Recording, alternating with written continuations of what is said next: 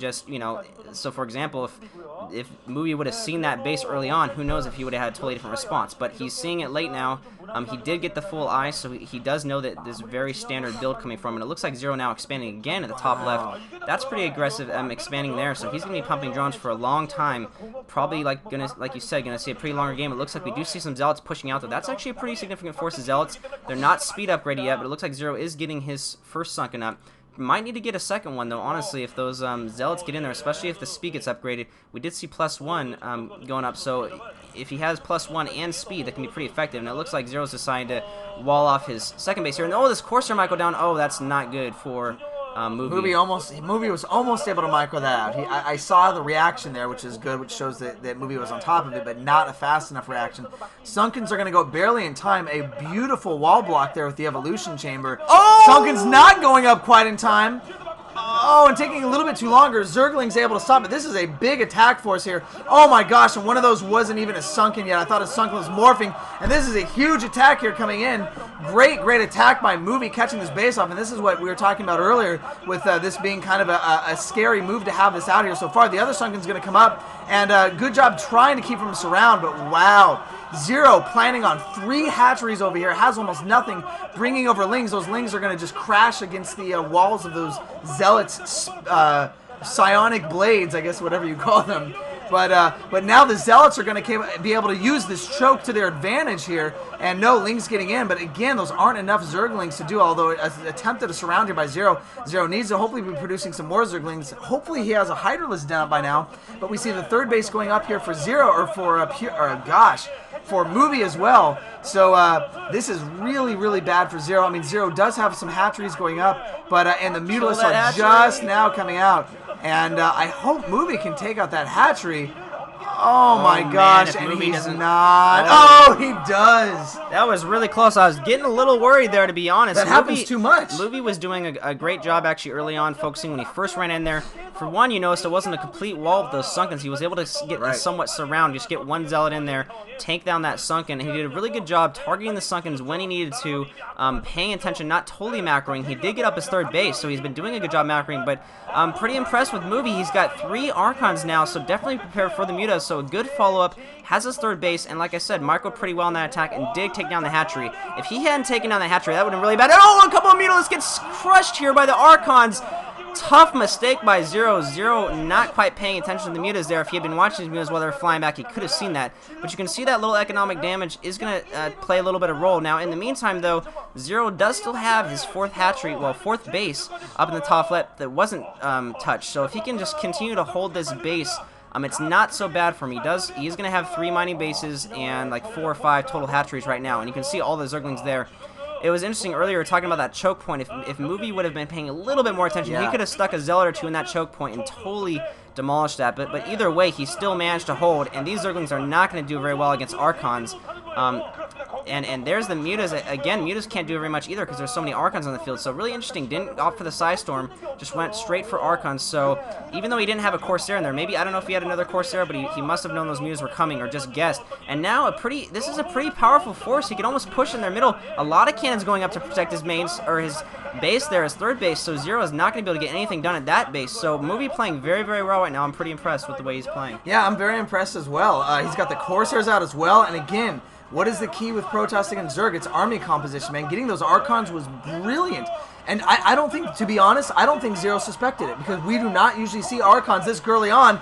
And it looks like a good spread, a very good job spreading out his Mutalisks, getting a lot of damage off on those Corsairs, so that's good micro by ZerO. But we don't usually see Archons that early on in the game, and Archons are such an awesome counter to Mutalisks, so ZerO just didn't expect it. I don't think this is necessarily a build he has practice for, quick High Templar to Archons.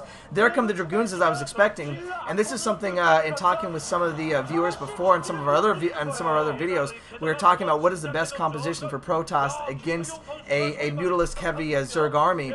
And this is it, I think.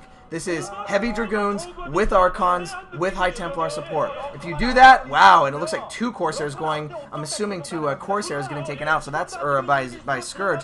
But I think this is really smart. I think this is exactly, he did the economic harass early on. He's going to be able to get the Archons out. There's not going to be any mid-game sniping of his Templars, hopefully, although there's no Archons guarding him right now, so if ZerO were to go in, But I think ZerO might still... Oh, and there are some Mutalisks, but they're not going to see the High Templar right now. Mutalisks are going to retreat back to the base. That is a lot of Dragoons.